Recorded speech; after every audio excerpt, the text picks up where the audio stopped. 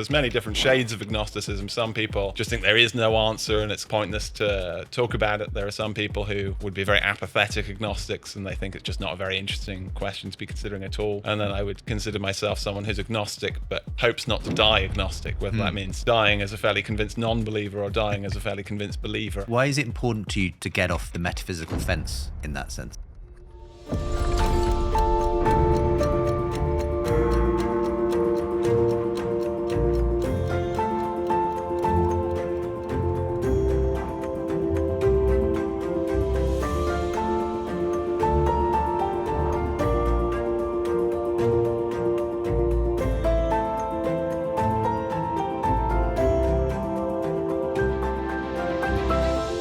Welcome to Re-Enchanting, the podcast from Seen and Unseen. I am Belle Tindall. And I'm Justin Brierley.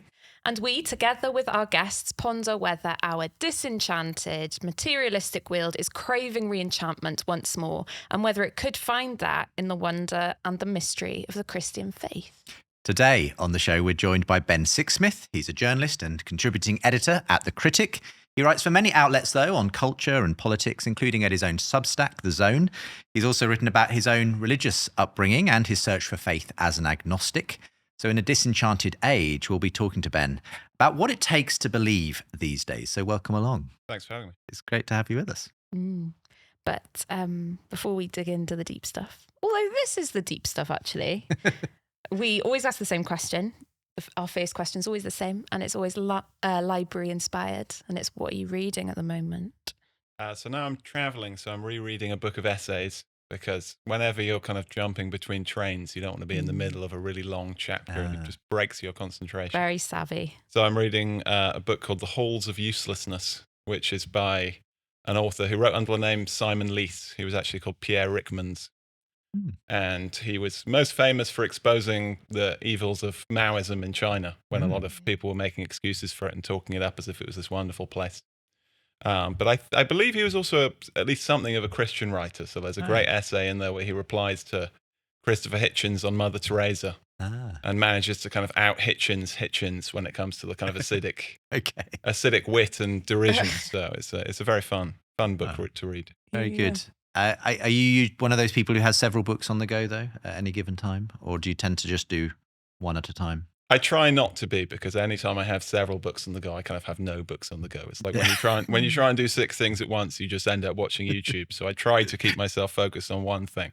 Very nice. Or I'm just going to be making excuses for myself. That's very good. Very good. I think I first encountered your writing not that long ago, Ben, and it was a popular article you wrote for The Spectator.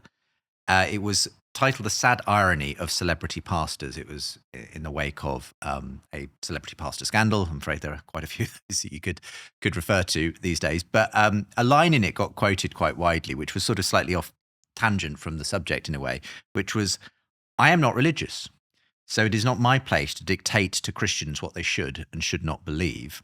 Still, if someone has a faith worth following, I feel that their beliefs should make me feel uncomfortable for not doing so. If they share 90% of my lifestyle and values, then there's nothing especially inspiring about them. Instead of making me want to become more like them, it looks very much as if they want to become more like me." And I just saw this line from that article shared quite widely on my social media by Christians. What do you think inspired so many people by that particular quote? I think we all know the kind of enthusiasm for trying to find elements of popular culture or even high culture, which might have some kind of repackaging of a very popular pop culture phenomenon, just in a slightly Christian branding. I mean, when I was growing up in the church, my parents were always like, here's a rock band, and they're Christian. And often, not always, but often they were quite a kind of pale version of some other secular rock band. Knockoff version. So I would think, why am I more likely to listen to this than anything else? Unless you already have some kind of pro-religious bent. So, if someone comes up to you and they're like, I'm really like you. Like, I like the same things. I think the same things. I dress the same way. Follow me. It's like, well, why would I follow you? Because you're not giving me something extra. Which is not to say that you should be completely bizarre and just try to be as surreal and alternative as possible, because there's the opposite extreme where somebody looks so eccentric that they're just going to freak everybody out. But you need to be providing something that people aren't expecting and something that they're not used to. Or it's just going to seem like, again, you're an imitator rather than an inspiration. I mean, I'm definitely getting vibes of one of our very first guests, Yeah. Tom Holland. I was just thinking that. And he basically said, in our very first season of Re-Enchanting, when we kind of probed him on as a kind of agnostic where he lands in terms of church, he said, well, I can tell you what doesn't attract me, if you like, about church is when it just looks like everything else that's on offer, basically. And he, at the time, and continues to, I think, was attending St Bartholomew the Great, London's oldest church, very high Anglo-Catholic, very weird probably to most people to walk into that kind of a service. But interestingly, he's not the only kind of person finding that attractive because it is so different. I don't know if that kind of is what you were heading towards in that article. Yeah, I think so, because something has to capture your attention and it's not going to be something that you've seen before.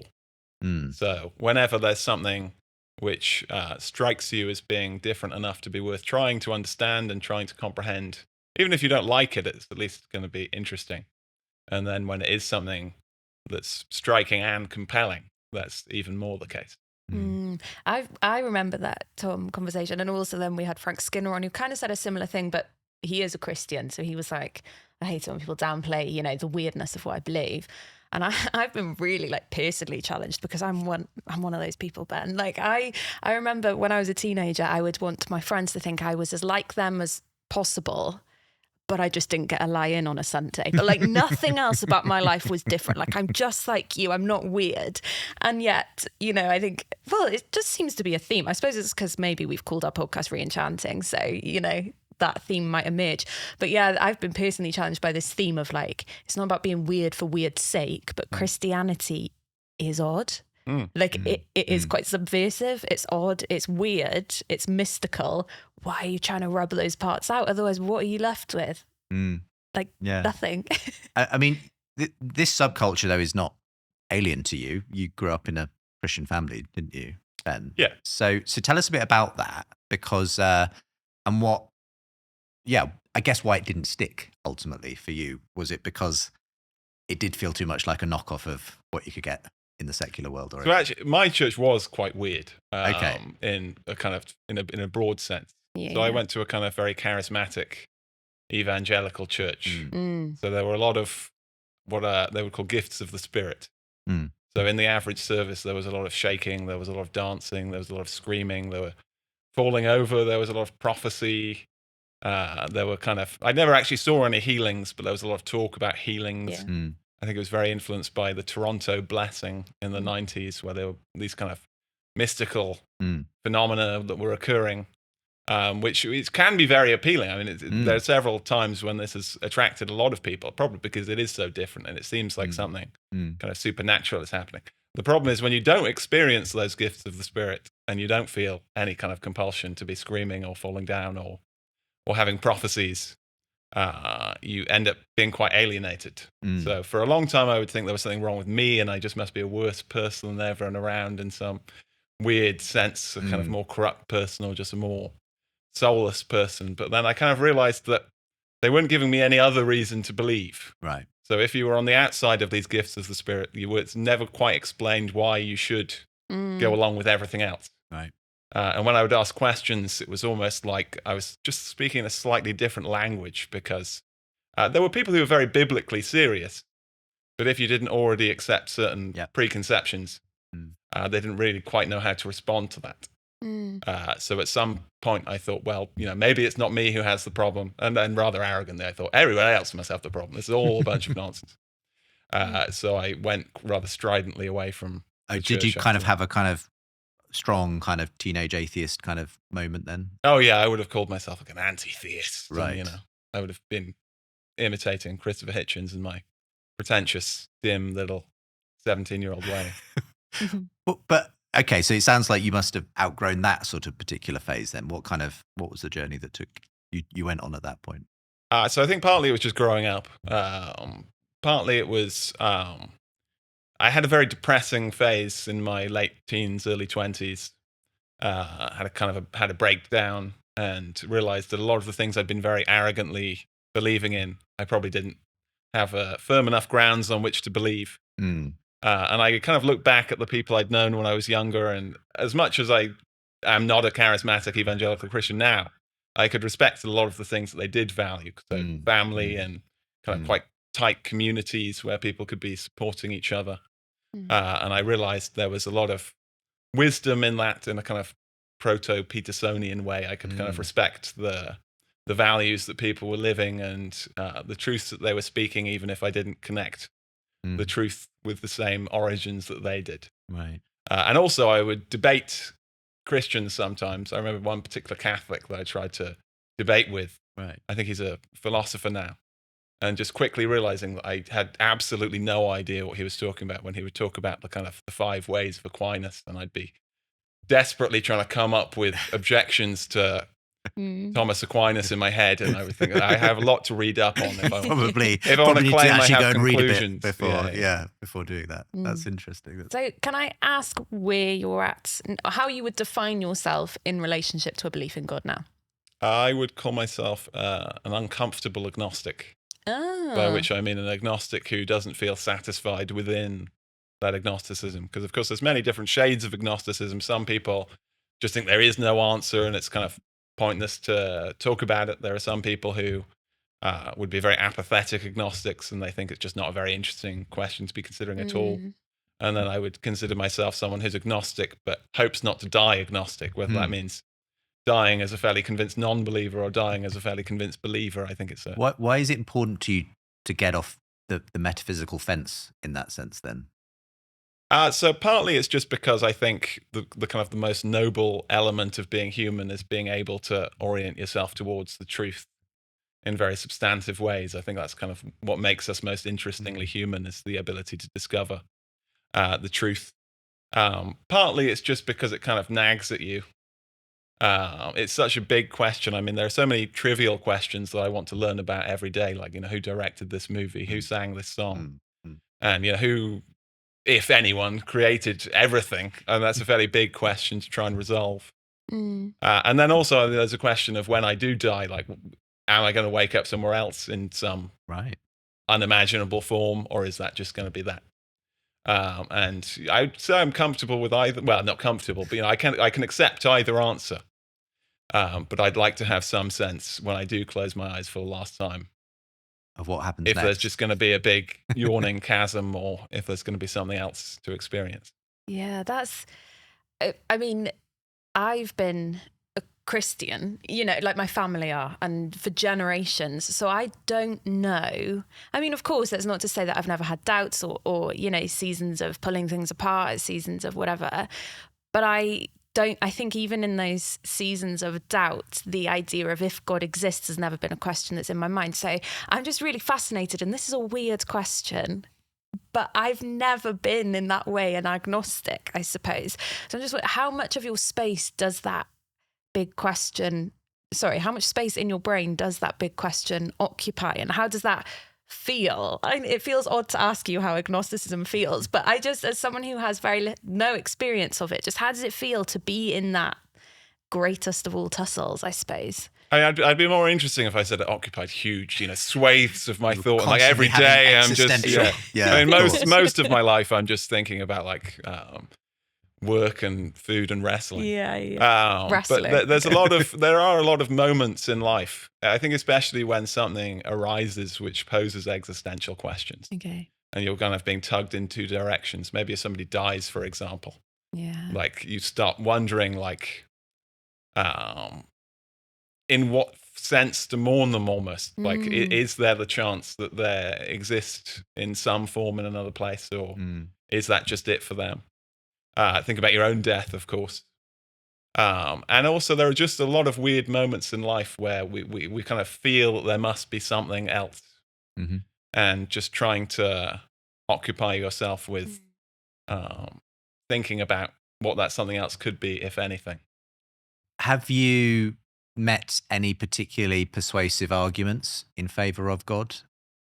So in various forms. So a lot of the kind of real detailed philosophical arguments, when I read people like the philosopher Edward Fraser They're very compelling, and yet I'm still at the point where I'm sufficiently dim. I don't really understand them. So I can't say with full confidence this is a good argument for God, because potentially in 10 years, once I've attempted to master philosophy, I'll think, okay, that wasn't a very good argument. They're very compelling arguments in the sense that they still really challenge believing and non-believing philosophers to debate them today. And I mean, that very fact that you can get the greatest philosophers still on both sides of the fence still think they're worth talking about. It's not as if... I mean, Fraser, as I understand it, he's done a lot of work with Aquinas's arguments and so on, and sort of, bringing them into modern audience. So I can guess when you started reading him, actually. But it's interesting to me because obviously I'm already getting the sense that you're more wired for that kind of way of engaging the subject. There's some people for whom that would just be like, they just wouldn't even begin down that road of trying to kind of look for these philosophical evidences for God. Is that about your personality? What is it that for you means actually, if I'm going to find this, I'm probably going to have to read a really, really good argument for it? I think there's no way of saying this without making me sound like not a very nice person. But Just go for it. I don't have a very kind of spiritual personality. So like when I was in the church, I think I was definitely an outlier as someone who would find it very interesting the ways that people were responding around me, but would not feel them at all. I'm totally seeing now why, in that context of everyone having profound experiences apparently around you, you suddenly felt so out of place, because obviously that is not, if you were to experience God, my sense is it's not going to be that way. Yeah. I remember one time being like, everyone's falling over. I've got to fall over now. So I was kind of looking behind me like, is this an okay space? Will I hit my head? Am I going to that kind of slowly tumbling to the ground? But even like if I'm standing on top of a mountain, I'll kind of look out and it's profoundly beautiful. And yet it also feels in a way kind of profoundly empty. Right. You don't have some sense of numinous or some God through even those kinds of mountaintop a very amorphous sense of the transcendent, but not really attached to anything. There's a wonderful video of Werner Herzog when he's in the forest and he's talking about nature, and you think he's going to say, wow, nature's so beautiful and amazing. And he goes, yeah, for me, nature just reminds me of just death everywhere. And I'm not that, but I'm somewhere in the middle. Like nature seems both wonderful and also quite harsh and lonely. But yet with I think we all have this kind of vague sense of the transcendent, which even if it doesn't make you believe, it does make you question.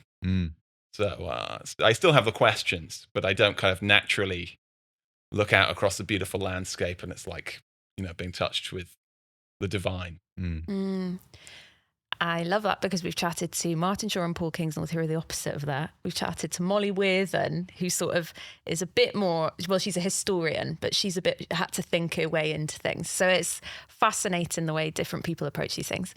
I'd be interested to get your read on what some may call the surprising rebirth of belief in God.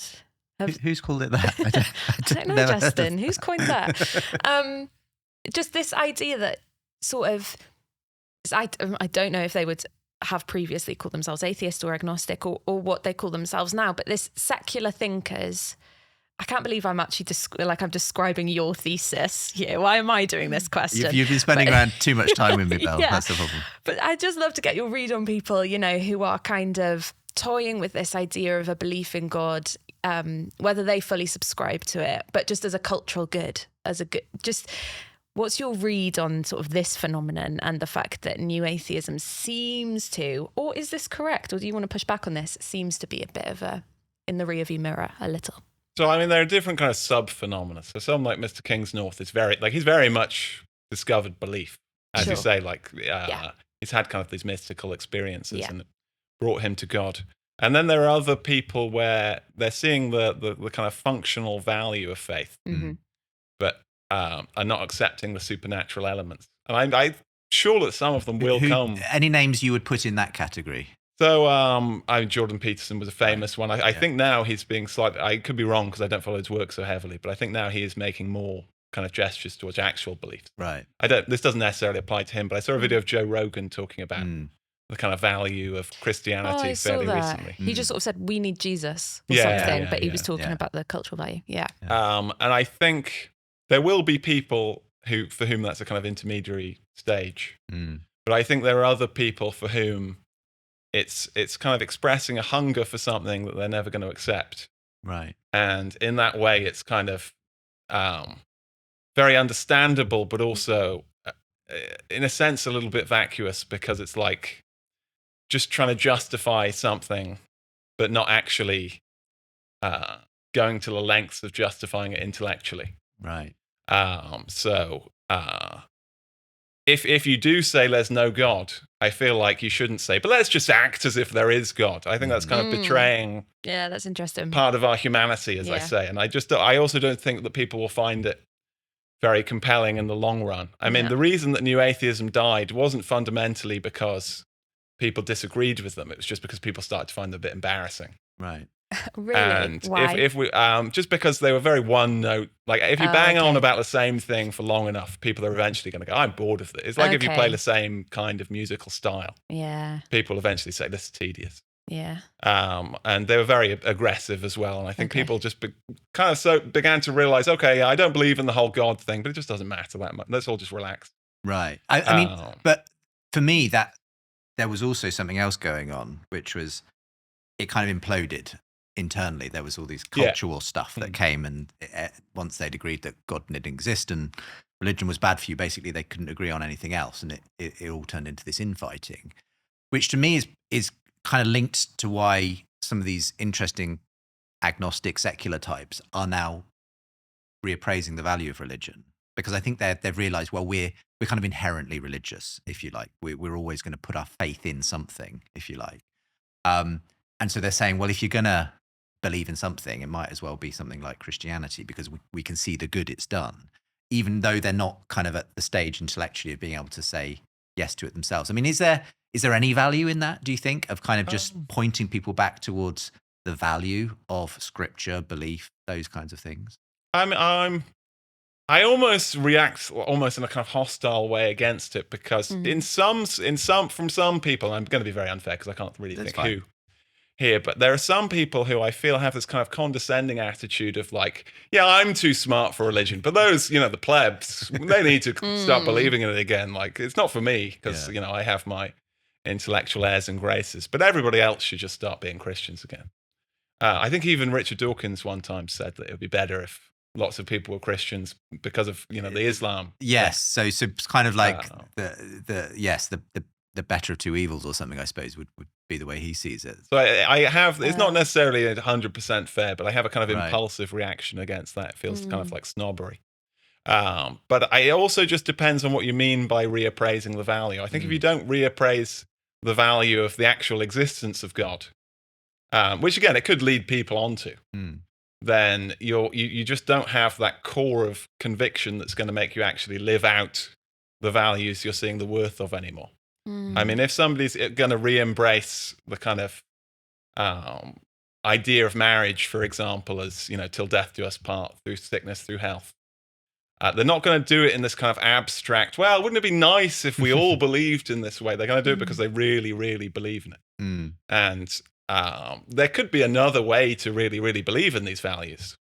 But if you're just doing it through somebody else's belief system without accepting the belief system, it all just feels kind of too abstract to represent the meaning of life, as it were. It just looks more like if I'm sick and I'm like, well, wouldn't it be nice to have this medicine? I'll just take a placebo and pretend it's the same thing. Yeah. I mean, just to push back ever so slightly on that, I have heard people say, I really struggled to get there intellectually, and, I think many people do, people who would call themselves Christians live in somewhere in this, tug of war of faith and doubt and everything. And I've heard people say, what I needed to do was just kind of start, almost pretending it was true. Like, I tried praying, even though I'm not sure I believed that I was actually praying to anyone. I started going to church and saying the words and doing the things.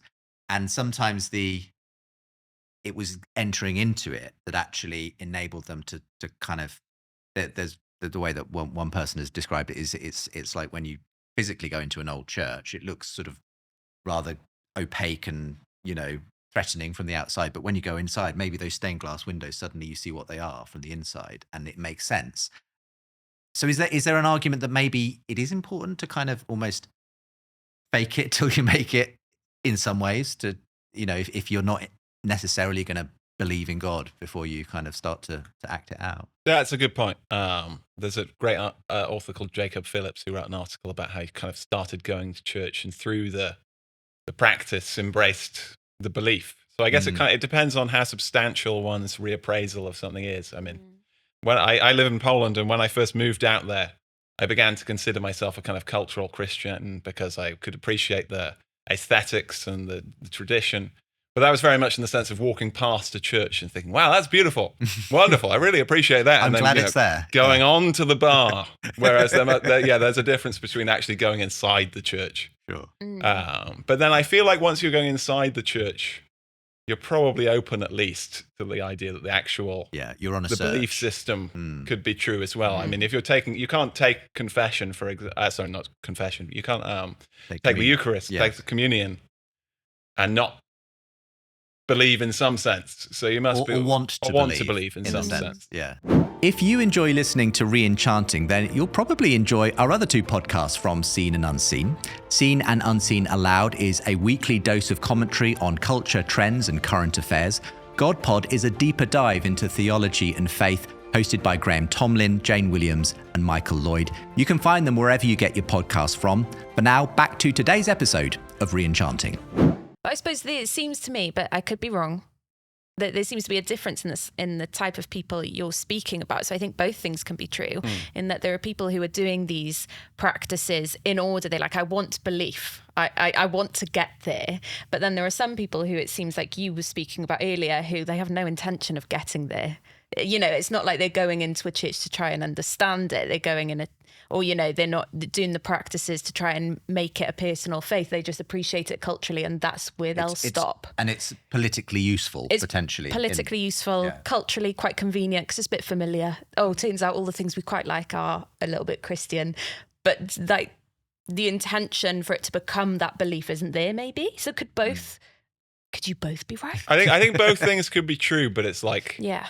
The people Justin's talking about, you can measure in like how church attendance increases, and then you can't really measure it in terms of the sales of 12 Rules for Life. So like you need to see how much the practice is changing, and not just the kind of more laid back. I mean, that could happen. I mean, I sounded cynical just because I have a naturally cynical way of talking. No, but that could happen. Yeah.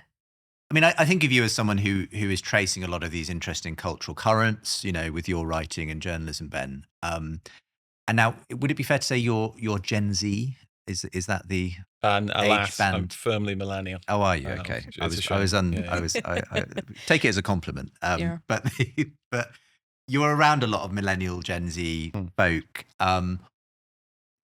Do you sense like they're asking in any way the same questions you are? Because my suspicion is a lot of people, they're not tending to ask themselves big existential questions about whether God exists on most days. Like, so do you detect any kind of interest, spiritual hunger going on? If it's there, is it buried very deep down? I don't know. What's your sense of your peers, as it were? I think there is, but it can be very heavily buried. I think we live very much in an age of distractions. Yeah. And it can be very hard to focus on any one thing. It feels very easy to kind of talk about the smartphones and the social media, but it's easy because it's true. I mean, we're assaulted with so much information on a daily basis that having that kind of more spiritual truths, it's very easy to have them just drowned out by the drumbeat of daily life. So I think there are people who do ask themselves spiritual questions, but easily shift onto something else, or kind of mutate that into a political cause or into some kind of secular manifestation or outlet for that. And also, young people now are very anti-institutional in the religious sense. So I think they do have religious questions, but they don't have faith in the traditional religious outlets for them. So it's difficult to know where they're going to seek sources of explanation and sources of fulfillment for those questions. But I mean, people will always ask questions because that's the kind of species we've become. But how they're going to answer those is very much left to be determined. Yeah. It's really interesting. So there's I went to a conference last week with some people from Yale, and they Miroslav Wolf and Matthew Crossman and Ryan McNally, and they've got this program and this book called Life Worth Living. And so their whole sort of premise is that they're Christians, but the way they present this is not a Christian course or a Christian book. It's just like a human course and a human book. And their premise is that we've stopped asking the questions to which faith, spirituality, or God might be the answer. We don't know how to ask those questions of ourselves anymore. So their big one is what makes a life worth living in that way. What does me living my life well look like? What do I do if I fail? Do you sense that it kind of seems like you do, but I'd love you to touch upon that a bit more, that those questions have kind of been stripped from us a little bit, or we've been kind of trained or molded to not focus on those in 100 different ways? There's a book by Charles Taylor called A Secular Age. Yeah. And the thesis of which I'm just about to completely butcher. So I'm sorry Oh, to... go on. No. What I mean is I'm sure I'm misrepresenting it. So sorry I thought you Charles. meant you were about no, to no, chop no, it into I think it's a pieces. very good book, but I'm just not quite blessed with the expansive enough memory to... It's It's very chunky. Yeah. But he talks about the buffered self and about how in the past people, when they were thinking about meaning and identity, it was kind of very much, consciously or not, it was kind of in communion with the world. So even like the elements, you could see this deep kind of spiritual meaning in them. And, God talking to you through the wind, I don't think that's his example, that's my example. But it was this kind of relationship. And now we have this buffered self where we very much look for meaning inside ourselves. Yeah. And in practice, of course, people actually do look for meaning in everything because it's not possible to find it solely in yourself. But that's how we think of meaning as coming to be. We think it's kind of about self-realization, and that's something we just have to kind of dig inside ourselves to find our authentic self. And it's very difficult for God to answer that because God and all of these religious themes are beyond ourselves. And a lot of all the religions are almost about sacrificing ourselves to be open to what is external. So it's very hard to get inside that kind of narrative framework with the kind of questions and answers that religion used to provide. So I think there's a lot of truth to that. I guess, Charles Taylor probably has been mentioned a number of times on this show because to some extent, the whole re-enchanting idea is playing on some of his ideas, living in a disenchanted world and so on. I guess, my again, butchering of the history of all of this is that the narrative is we were kind of very naturally religious at one time. And then basically the Enlightenment happened and we discovered science. And basically that turned us into people who just look at the world differently. And it became this disenchanted world. And now we know more about the world, arguably, scientifically speaking. But arguably, we're no happier than our forebears, potentially, because we've sort of lost the magic of it. And we're, other people have talked about the meaning crisis as we've lost all of those community ties that once held us together, the way in which religion did kind of bring people together in a way. We live in this individualistic culture that you've just talked about, the buffered self and so on. And I suppose the question is, we've been trying in our own little way to sort of ask, can we re-enchant our culture? But sometimes I guess I ask myself, is that genie out of the bottle? Can you go back to something like that? Because, we can't unlearn what we've learned from the Enlightenment onwards. So what's your feeling on that? Is it like, is this just the way it is now? Could we go back to some kind of way of being in the world where we weren't these sort of buffered selves, disenchanted individuals? It's very difficult because I don't think it's just a question of science having solved so much, because there's still so much we don't understand. And so if it was just a kind of a tale of scientific progress overturning these mysteries, we'd still be asking these questions so much. And maybe to some extent, we just feel like they will be solved, so we don't care so much. But these questions like, where did anything come from? It's kind of a hacky question, but it's a hacky question because we keep repeating it because it never gets answered. Or what is consciousness? I mean, there's various theories, but no one is very confident about them to the extent that there's a whole kind of belief system based on the idea that we can't understand consciousness at all. So I think it must have been, as well as these scientific questions being answered, it must be the case to some extent, as Taylor argues, that there was also just a change in the way we feel within the universe and its relation to us. And it's very difficult because there are such bizarre questions. And yet, even my instinct as someone who's interested in them, 9 times out of 10 is going to be, well, what is consciousness? Yeah, that's weird. What's for dinner? So yeah, it's just another sort of question to treat at an intellectual level. Yeah, absolutely. It can be. For most of life, it's a very abstract question. Maybe there's some extent to which we're just so kind of comfortable that the religiosity people experienced in the past doesn't seem as relevant to us. I mean, if you were living 500 years ago and it's like, you had 11 kids and 8 of them died, it probably seemed a lot more natural to be kind of crying out to the heavens because there were just all of these events in your life that demanded so much explanation. Or, this is more in line with the Enlightenment thesis, the kind of disenchantment thesis. But if you got sick and you didn't know why you were sick and you didn't know how to fix your sickness, so again, you'd be kind of appealing to the heavens. And I do think that without those immediate crises, it's easier just to kind of relax and think about other things. And we do have this need for meaning, but it's not so present and powerful in our lives. So it's very easy to distract ourselves. But on the other hand, history is very long and it's very changeable. So something will happen that makes people more absorbed with the kind of religious questions. But I think something has to happen, whatever it is. What do you think that might be? And is it even potentially happening now, do you think?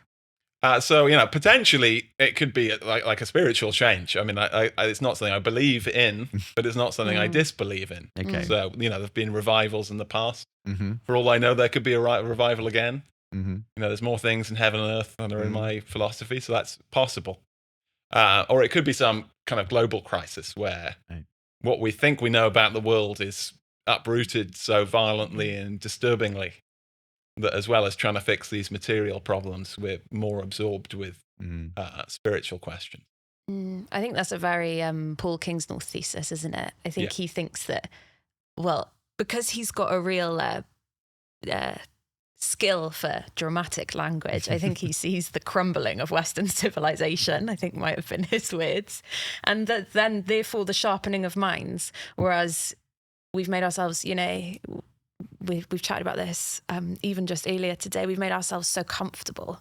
And also meaning is interesting because have we just found our own ways of creating meaning? And, social media, what is that if that's not trying to create meaning out of your life and in relation to others? It's kind of like we found these pseudo solutions, which is really interesting. But yeah, so I think we've spoken about what could or could not be happening. Do you think that there's more of a spiritual? Do you see that there's more of a spiritual openness, not necessarily among the sort of the thinkers, but among your peers and things, or are you yet to sort of sense that happening? I'm just thinking that when we have these conversations and it's all about disenchantment, we get pushed back on quite a lot by people saying we're not disenchanted, we're just enchanted with different things. So I'd be interested to get your thoughts on that thesis that sometimes we get kind of presented. I mean, I think people are very disenchanted. And they are enchanted with other things, but just not in the same sense. Okay. It's a much more kind of cynical or kind of immediate way of finding enchantment. Partly that's just caused by the technologies that we use. Yeah. And partly it's inhabiting this kind of philosophical worldview where we don't really think in terms of the ends of things as much as their immediate uses and immediate pleasures. So we are disenchanted, but the extent to which people are trying to escape that disenchantment, I'm not very sure, because it's quite easy to be comfortably disenchanted and to find these not easy, but to find these ways of occupying yourselves so you don't have to face those questions. And I mean, one of the problems with leaving the new atheism is, to some extent, it seemed too obvious. Like, people so radically didn't believe in God that even talking about it just seemed like, why would I waste my time? Like, just obviously untrue. So, I mean, I try and convince people in my very limited way that actually these questions are still interesting. And, the new atheist answers to these questions were very bad. Right. But there needs to be some kind of spiritual/intellectual shift for people, I think, to have their minds open to that kind of metaphysical. What would it be in your case, if you don't mind me asking, if you could imagine what it would take? Is it just a really good argument, or is it likely going to have to be some kind of emotional, spiritual component suddenly manifesting itself? I think it would have to be a convergence. I mean, I'd love to say almost that it could just be a clinching intellectual argument because it make me so big-brained and cerebral. But I don't think that's true, because believing in God is not like, if somebody convinced me that Loch Ness monster existed, it'd be like, oh, okay, there's a monster in a lake. Okay, I accept it. My life doesn't really change. But believing in God is not an intellectual belief, because it kind of changes everything else. Right. So it would need to make emotional sense as well as intellectual sense. And maybe it shouldn't need to, but given the beasts that we are, it would have to. So I think it would be two things coming together in the right circumstances. Why would it change everything? The fact that there is a divine mind behind the whole thing. Yeah, I mean, it wouldn't change. I wouldn't be like, I've got to have a different thing for breakfast and different clothes. So it wouldn't change everything, but it would change very much the way I see life, the way I see relationships. I'm really fascinated just to pull on this thread then. And it kind of goes back to your question, Belle, that sense of what kind of questions can God be the answer to when it comes to living life, and what is a flourishing life, and what is a failed life. I mean, would that change your answer to that question if there was a God? What the point of life is, I suppose. Yeah, I know, because it depends on what other conclusions you have. I mean, it's theoretically possible. I'll believe in Allah, and then I'll have a very different. Yeah. I don't think it'll happen, but it's possible. Yeah. So it depends on what kind of creed you accept, or maybe no creed. But I think just in the very obvious sense of if there's life after death, then that just changes the whole kind of time continuum that I think I'm operating within. Okay. Because I'm not just trying to have a meaningful 70 years, I'm trying to have a meaningful infinity. Right. If I believe, if that comes along with belief in God. But also it would change, how I relate to other people, because I'm sure I would want to share that knowledge. I mean, I want to share when I enjoy a new TV serial. So if I believed in a God, I would operate a lot more of my life towards. You would feel like you had to become an evangelist for that. Yeah, I mean, not obviously. I hope I wouldn't just become really annoying and like an ex-smoker and being like, because obviously that just wouldn't work. So I wouldn't be kind of flinging open the windows and screaming at everybody. But I would, it would take up a lot of my intellectual and kind of professional headspace. Yeah, I would want to write less about what Rishi Sunak has been up to that week and more about, the transcendently divine. And that's just me. I'm not saying that that's how every believer should operate. But if I think something is true, I want to talk about it with people. So I'm sure that would change. And then, it depends on what creed, if any, you believe is true. Because obviously, if I became a Bible-believing Christian, that would affect a lot of areas of my life, which I'm living as someone who doesn't believe in those religious precepts. Which I suppose circles all the way back to the quote from your Spectator piece, which I got sent to me so many times at the time. So I'm a little bit like, fancy I'm here sitting across from the author of that piece. How life is weird. But it goes back to that, doesn't it? Because if this is true, was it Newbigin? He says it's a new fact. It's nothing less. If the resurrection, for example, is true, that's a new fact. That changes absolutely everything. And I think of the C.S. Lewis quote, I believe in Christianity. Is it Christianity or the resurrection? Not just because I see it, but because by it I see everything else. So I suppose it circles back to that. So then that makes perfect sense why your ultimate frustration with Christians is that they live as if it wouldn't change everything about them. Is that fair to say? Often, yes. And obviously there's very annoying ways to be evangelical as well. I mean, let's not cover up that. Of course. But yes, in many cases, yes. But it's more a frustration with other people than with Christians generally, like a frustration with people who are very apathetic in general. This is why, again, I kind of have, in a way, I have respect for someone like Richard Dawkins because he really cares about it. Yeah. And people are looking at him like, why is that interesting to you? Why does it matter? So I get frustrated with kind of existential apathy. But when that bleeds over into like, yeah, I believe in God, but it's not a big deal. Let's talk about the football. That is strange to me. There's a great John Betjeman poem called Christmas, and he's a very like cozy poet. Like nobody is like, I'm feeling really serious today. I'm going to read some John Betjeman. He's going through all of these kind of Christmas rituals about the carols and the holly and the family around the fire. And I again, my memory is very bad, so I'm not going to quote much of it. But at the end, he basically says, but all of that is completely pointless. And the real thing is that Christ was born in Palestine and lived today in bread and wine. So yeah, that. It's kind of like he takes that sublime claim and says, so many people surround it with all this sort of stuff that becomes so familiar and domestic that we forget how weird this kind of central idea is that of God become flesh. I mean, forgive me for the personal nature of some of these questions, Ben, but I'd be fascinated. What is your answer? Where you stand now as an agnostic to that question that sorry, just flinging my pen around, to that question that Miroslav Volf and others were asking, which is what is the point of life? I mean, is there an answer to that question from where you're sitting now as an agnostic?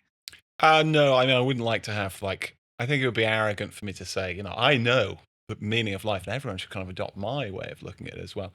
Which isn't to say that that's the best thing to say as well, but as an agnostic, you can't really say anything else. It would be dishonest to pretend. You look at the Humanist UK website, they have lots of people saying, this is the point of life, that's the point of life.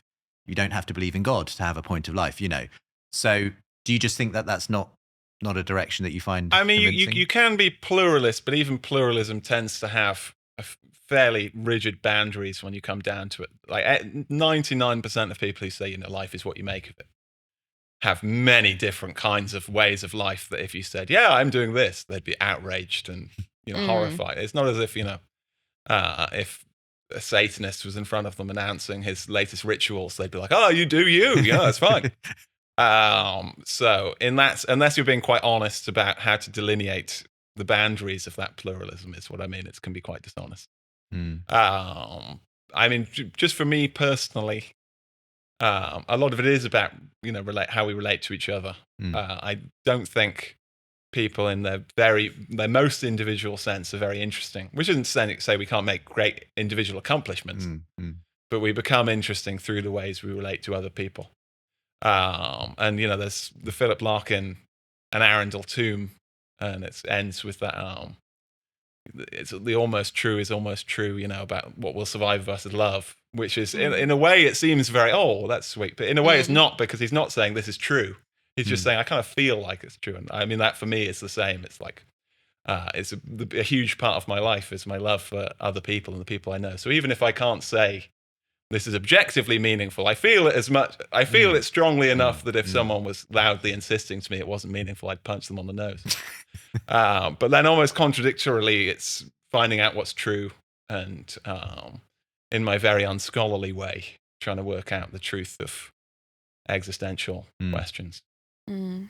I think I get frustrated with existential apathy. Might be my favourite line we've had on the podcast thus far. I think that's excellent. I'm really fascinated with. So there's this idea of our desire for a God to exist. And I'd love to get your thoughts on it, because for some people, thinking of David Baddiel, that's proof enough that he mustn't, because I desire him so much, he must just be a figment of all of my greatest imaginations. But then for the likes of C.S. Lewis, and it's proof that God must. And so this idea of, were we created, that's very Christian language, so I apologise, but there's something within us, and you've mentioned it, that just can't help but reach for the transcendent. That is when we're not being existentially apathetic, I suppose. So I would be interested in what you think on that tussle and this whole the God desire. And yeah, how you read that. I mean, it exists in people in different ways. Like, if I had to be perfectly honest, I would say I probably desire that God doesn't exist. Really? You know, Oh, it yeah, It okay. varies. It goes Why it goes so? backwards and forwards. Like Yeah, some days I do. Right. I mean, if I think about my late mother, of course, I'm not thinking. You know, I'm thinking I hope there's a heaven because she deserved to be in it. So I go backwards and forwards. But you know, if you believe in a heaven, you also believe in a hell, and that has really dark implications. Yeah. There is a line in actually The Last Superstition by Edward Fraser where he's talking about how new atheists will quite complacently say, "Oh, you just want to believe." And he's saying, well, if I didn't believe, like, why would I want to believe? He doesn't use the line, you know, thousands of people burning in hell, Right. but he's kind of implying, why would I want to believe in that? Right. Interesting. So, I mean, that would be a pretty dark Yeah. thing. I remember being really upset when I was a Christian, when I was reading about a public figure I really liked who was a non-Christian who died, and I couldn't get the thought out of my head of like, why, why is Peter Cook in hell? Right. He doesn't deserve to be there. And also, it's just, I don't know, I think in a very irrational sense, when I'm occupying my own head, I don't like the idea that I'm kind of sharing space with someone else. You know, I'm using someone. I don't mean, you know, someone as if it's this guy, but I almost don't like that sense of being watched and being observed and being judged. And that's something you have to overcome intellectually, because there's lots of things I want to exist which objectively don't. And there's a lot of things I wouldn't like to exist that objectively do. So that's not something that guides me in life, I hope. And again, I also have times where I would be happy if a God existed. And also, I'm very comfortable with the idea that when I die, that's it. Like the idea of right. You don't feel a kind of, there must be more kind of existential kind of longing in that sense. not a longing, no.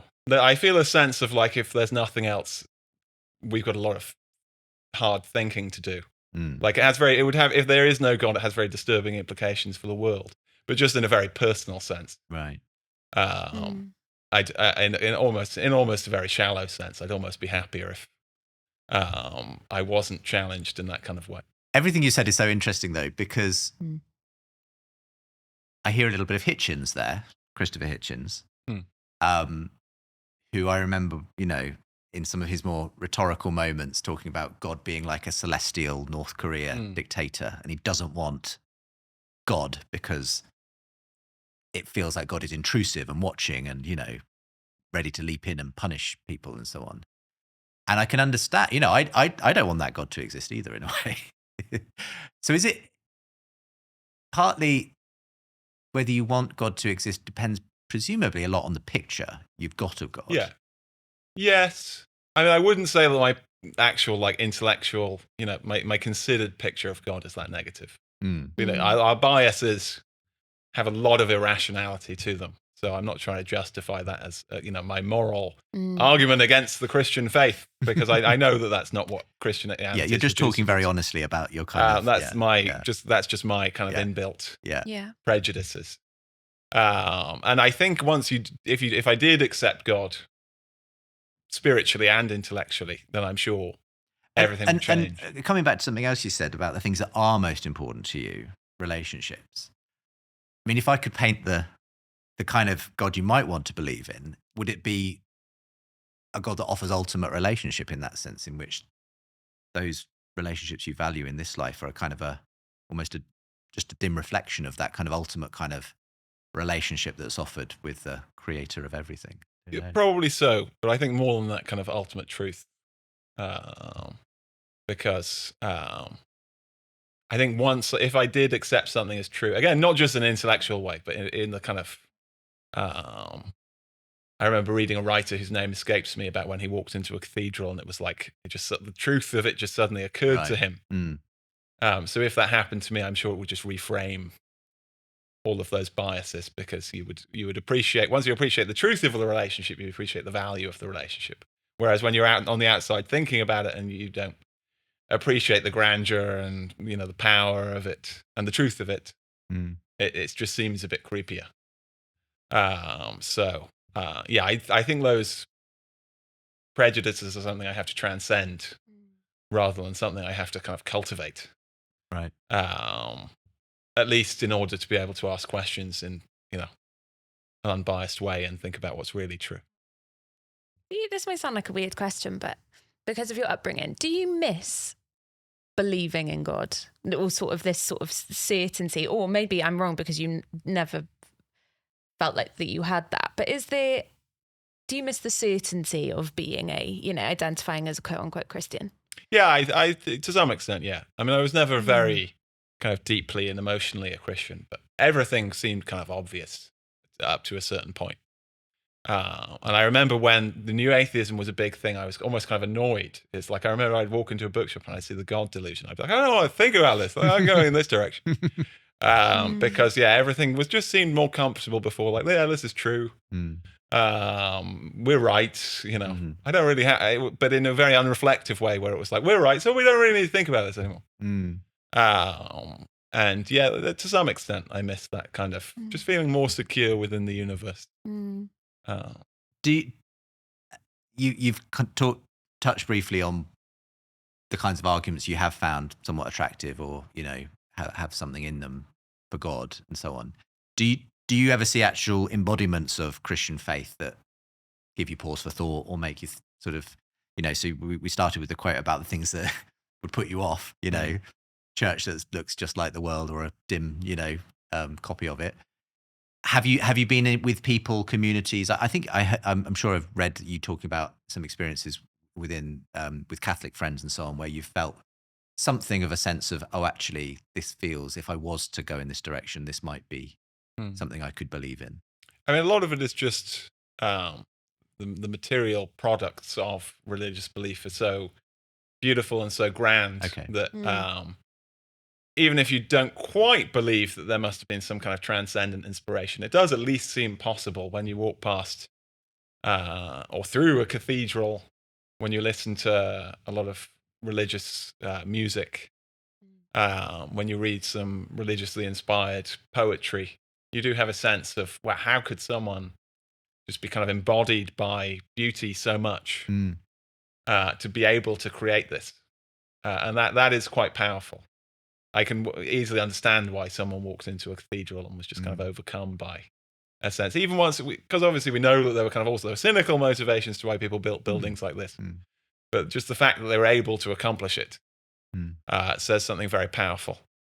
I think the problem with people is we are, like one religious idea that I do find very compelling, which I think humanists are very naive about, is like the fallen nature of man.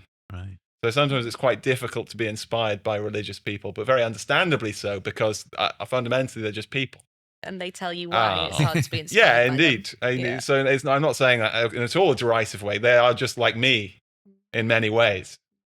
But yes, definitely sometimes with communities, the kind of love for the other, not because you have an attachment to them, but because you're part of the same kind of brotherhood.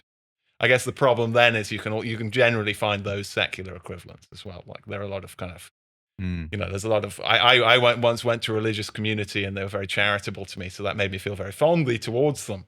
But I'm sure there's like a hippie community who do wonderful things for other people. And they're like, wow, I should really, I should believe in Buddhism. Yes. And I guess you don't want to believe just on the basis of those sorts of things. It sounds like you really want to know something's true before you kind of commit to it in that way. You only want to believe in something if it's true, ultimately. And you can see the value, I suppose, in a lot of religion. You can appreciate the grandeur of a building and everything it may offer. Do you think there's a place for religion in that kind of way in our culture going forward? Do you think that the things that inspired those things can be recaptured? Because I read some of your work and I feel a little bit that you're kind of putting your finger on a lot of the kind of the shallowness of culture, if you like. And you're sort of, as you said, an uncomfortable agnostic because you feel like you'd like there to be something meaningful at the root of it all. I mean, is that alone enough to sort of start to, I suppose, make people move in that direction again? Do you feel like we're entering enough of a shallow culture that people are going to ultimately turn back to something like Christianity or faith? I mean, I think if it's true, people are always just going to gravitate back to it because, you can't really, as long as we keep having the tools to try and discover the truth, we can't run away from it forever. So, I mean, I find it a compelling enough explanation for things that I think it's very possible that people are going to gravitate back towards it, because where else can they go if they at least have some instinct towards truth seeking? If it's not true, though, like if you are someone who says religion has a lot of value, I just don't believe it intellectually, then I think it's going to go completely the other way, because the technological capacities we're developing run so contrary to kind of religious values as we traditionally understand them, that if we do kind of supercharge those, people are going to have a much more degraded sense of that religiosity. I mean, artificial intelligence, gene editing, artificial wombs, a lot of kind of ideas connected with transhumanism. These are radically secular ideas. So if religion isn't true and they don't kind of find their way back there, then they're going to invent some new AI religion. As far as I can't say that's a bad. I don't like it because it kind of repels my background. But as Mr. Holland would tell you, my background was kind of formed by Christianity. So maybe for them that will be a wonderful thing if it's not true. But if it is true, then they can't get in a spaceship and fly away from God, because God is still going to be watching if you're on Mars as much as if you're on Earth. That is a great answer. This has been fascinating. So fascinating. And just to remind all listeners that your writing can be found all over the place, but including specifically The Zone and The Critic. So do find Ben there. And you're working on, or have even written, I think, a book on agnosticism, but in the process of looking for a suitable publisher, I understand. So if anyone's listening and would like to see a manuscript along those lines, then do get in touch with Ben. But yeah, it's been really interesting. I apologize because I feel a bit like this interview has been us kind of basically probing you like an interesting specimen. So tell us about, your spiritual of journey and so on. But you've been very open and willing to sort of answer all our questions as honestly and candidly as you can. So thank you very much, Ben. It's been a pleasure. I don't do therapy, so I just do podcasts. much cheaper. That's very millennial of you as well, that is. Great. And just to say, if you are watching us, then do comment and review, like and subscribe to all the things. And this podcast is only possible because of the support of our listeners. So if you are interested in giving us your support, seenandunseen.com/give. Yes, we would love to hear back from you. So do rate and review, as Belle said. And if you feel able to support, that's brilliant. For now, thank you so much for being with us, and we'll see you next time.